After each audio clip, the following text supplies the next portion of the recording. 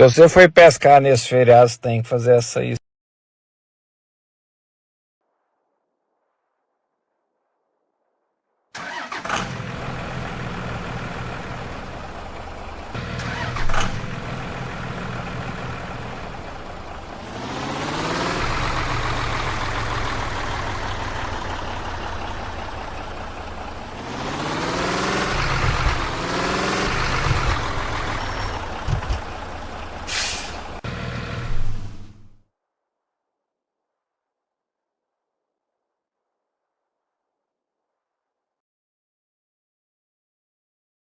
When you're starting out with animation, your only focus should be to get an object moving.